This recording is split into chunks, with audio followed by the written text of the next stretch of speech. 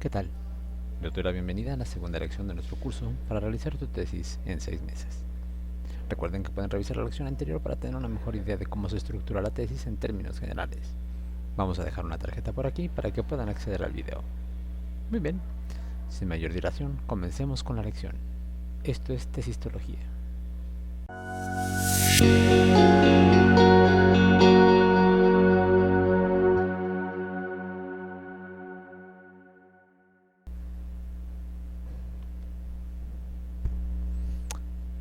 En esta lección revisaremos los contenidos del primer capítulo de la tesis, que regularmente suele llamarse planteamiento del problema, y en donde, como veremos, se presenta la parte más importante de toda la tesis, la pregunta de investigación.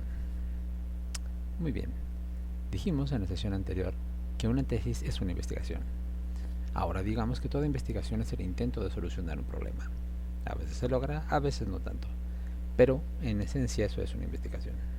La búsqueda de la resolución de algo que no nos deja seguir adelante, algo que sabemos que no está funcionando como debería y que queremos cambiar. Entonces, la primera parte de la tesis está dedicada a averiguar cuál es ese problema y por qué es un problema. ¿Qué lleva regularmente el capítulo 1? Podemos desglosar los apartados de este capítulo de la manera siguiente: contextualización, antecedentes, problematización, pregunta de investigación, variables, objetivos, hipótesis, supuesto teórico y una justificación. Estos apartados pueden estar acomodados de manera distinta o pueden incluso tener nombres diferentes, pero en términos generales es lo que compone el capítulo 1. Como decíamos, es posible que estos apartados no estén tal cual en el protocolo de la universidad que ustedes tengan, o también es posible que tengan un nombre diferente o se encuentren en posiciones distintas. Por poner un ejemplo, los objetivos en ocasiones se encuentran ubicados en el capítulo 1 y en otras ocasiones en el capítulo 3. Esto realmente no tiene un impacto muy importante más que en la posición en la que se encuentra. Por lo tanto, no hay que angustiarse por eso. La información que contienen estos apartados debe de ir en la tesis, así sea con nombres diferentes o en otros espacios, pero debe de existir, ya sea que la contextualización y los antecedentes estén enlazados en una sola en un solo subapartado, o que, como dijimos, tanto los objetivos como incluso la justificación puedan encontrarse en lugares diferentes dentro del documento. La información que contienen es precisamente lo que nos permitirá seguir más adelante y trabajar con ellos. Ahora bien, ¿qué es la contextualización? Bueno, sabemos que nuestro problema no ocurre en el vacío. Todas las cosas ocurren en un momento y en un lugar preciso. Y las características de nuestro tiempo y lugar influyen en lo que queremos investigar. Por lo tanto, hay que dejar claro desde dónde y desde cuándo estamos trabajando. Y para eso construimos una contextualización. Es una contextualización que nos va a decir qué es lo que hay alrededor de nosotros, qué es lo que hay alrededor de nuestro tema, de nuestra problemática. Cómo se han estado dando las características, los sucesos, los hechos históricos para que nuestro tema se encuentre desarrollándose. Vamos a trabajar la contextualización a partir de elementos internacionales, nacionales y locales. Cuando hablamos de elementos locales, por ejemplo, podemos llegar incluso a la descripción física del espacio donde vamos a estar trabajando. Una oficina, una comunidad, una escuela, una fábrica. Eso es parte de nuestro contexto. ¿Dónde está ubicado? ¿Cuáles son sus características urbanas, rurales, económicas, culturales? Y en general, todo lo que la rodea. Bien, ahora hablemos de los antecedentes. Lo que es la contextualización para el espacio, los antecedentes deben serlo para el tiempo.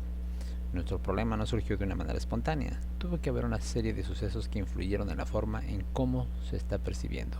Esto es, ¿qué sucesos locales, nacionales, internacionales tuvieron algo que ver con el desarrollo de la problemática que queremos investigar? ¿De dónde surgió el problema? ¿Cuáles fueron los eventos que se tuvieron que estar escalonando para que llegáramos al punto en donde ahora tenemos que implementar algo para resolver? Para construir los antecedentes podemos, además de artículos científicos, recurrir a investigaciones, noticias, memorias de congreso, etc. Todo lo que esté alrededor de nuestro problema, todo lo que contribuya o haya podido contribuir históricamente a llegar al punto en donde estamos hoy en día. Después seguiríamos con la problematización. ¿Por qué nuestro tema es un problema a resolver? La investigación, decíamos, pretende ser la solución de un problema, a algo que no conocemos, a algo que queremos arreglar. De cualquier forma, tenemos que demostrar a nuestros lectores que nuestro tema de investigación realmente constituye un problema por resolver. Entonces tenemos que averiguar y tenemos que hacer explícito cuáles son los procesos o las personas que está afectando el tema que elegimos. ¿Dónde están viéndose reflejados esos obstáculos? ¿Qué resultados negativos nos llevan a considerar que es necesario intervenir? Un exceso de productividad, de producción, una falta de productividad, deserción escolar, problemas de inseguridad, etcétera, etcétera, etcétera. Independientemente del área desde donde estamos abordando nuestro tema, sabemos que hay un problema, sabemos que hay algo que no está funcionando bien, y aquí tenemos que hacerlo explícito. La problematización que construyamos debe de realizarse de tal manera que su parte final desemboque aquí, en la pregunta de investigación. Como decíamos, la pregunta de investigación es la clave de toda la tesis, es nuestra brújula, es la guía que nos va a mover a lo largo de todo el camino. Si en algún momento de los capítulos posteriores ustedes llegan a un punto en donde no están seguros cuál es el mejor camino para seguir, regresen siempre a su pregunta de investigación y ahí la van a tener claramente establecido por dónde tienen que irse. Por eso es muy importante construir correctamente la pregunta de investigación. ¿Cómo construir la pregunta de investigación? Bueno, tendremos más adelante una lección exclusivamente para eso, pero de momento preguntémonos 3 cosas: ¿qué quiero saber? ¿Qué puedo saber? ¿Y qué vale la pena saber? Cuando hablamos de qué quiero saber, es encontrar algo, un tema que realmente nos llame la atención, un tema que nos resulte apasionante. La tesis ya es de por sí un ejercicio complejo y vale la pena que tratemos de encontrar un tema que nos guste bastante para poder aguantar esa misma complejidad y el cansancio que a veces representa hacer una investigación de este tipo. Cuando hablamos de qué puedo saber, hablamos de la factibilidad, de la necesidad de ser realistas con lo que podemos hacer. Tal vez tenemos un muy buen tema, pero no tenemos ni los recursos ni el tiempo. Finalmente hay que priorizar al tema. Tenemos que dar preferencia a problemas que puedan ser más urgentes de resolver. A lo mejor no es necesariamente lo que más nos guste, pero si sabemos que es algo que tiene una pertinencia, una urgencia, una actualidad, podemos también utilizarlo para la construcción de nuestra pregunta de investigación. Y esta pregunta de investigación tiene que tener en su interior variables. Regularmente, en las investigaciones de manera más común, solemos utilizar preguntas bivariadas, es decir, que tengan 2 variables. Y estas 2 variables van a ser la variable dependiente y la variable independiente. ¿Cómo las podemos identificar? La variable dependiente es aquello que queremos conocer o que queremos cambiar. Si nuestro estudio es en educación y si nuestro tema es la deserción, bueno, queremos evitar la deserción. Si nuestro tema es el alza de la inseguridad, bueno, queremos bajar o reducir los niveles de inseguridad. Y la variable independiente es con qué vamos a utilizar, qué herramientas vamos a utilizar para generar ese cambio.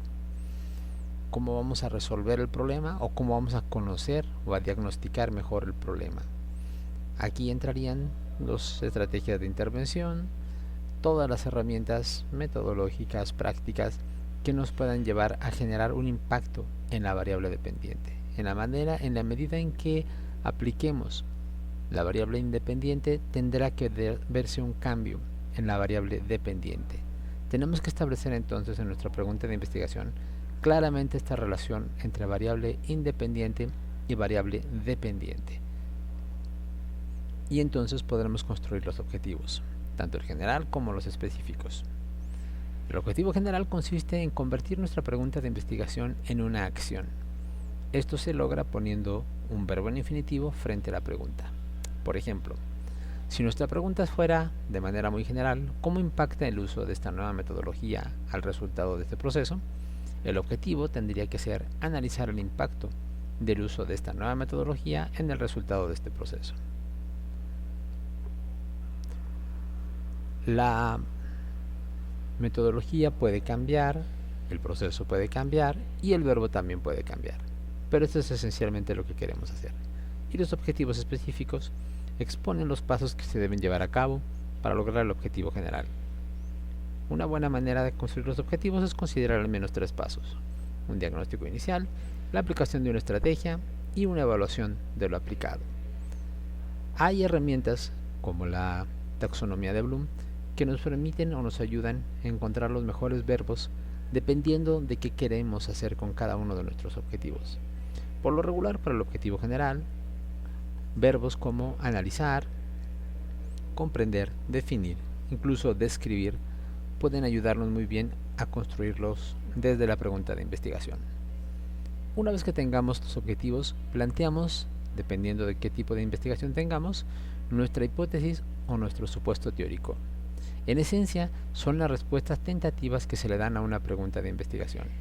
Se crean a partir de las ideas iniciales que tenemos de hacia dónde puede ir el resultado de nuestra investigación. Cuando trabajamos en investigaciones cuantitativas, hablamos de hipótesis. Cuando trabajamos en investigaciones cualitativas, hablamos de un supuesto teórico. No tienen la misma estructura, más adelante lo veremos en detalle, pero aquí simplemente dejémoslo así. En ambos casos se trata de una apuesta, si podemos decirlo así, de lo que creemos que va a pasar, de cómo creemos, de cómo pensamos que se pueda responder nuestra pregunta de investigación. Un apunte muy importante es saber que la validez de nuestra investigación no está amarrada a que se valide o no se valide las hipótesis. Simplemente son también una guía que nos permite tener algo con que confrontar. Finalmente terminamos nuestro capítulo 1 con la justificación, en donde hablaremos de cuál es la pertinencia, la innovación, el impacto y los aportes que puede dejar nuestra investigación en el tema en donde estamos trabajando. Es decir, ¿por qué la investigación tiene que hacerse justo ahora? ¿Qué es lo que va a hacer que esta investigación se destaque de las anteriores? ¿A quiénes puede beneficiar esta investigación?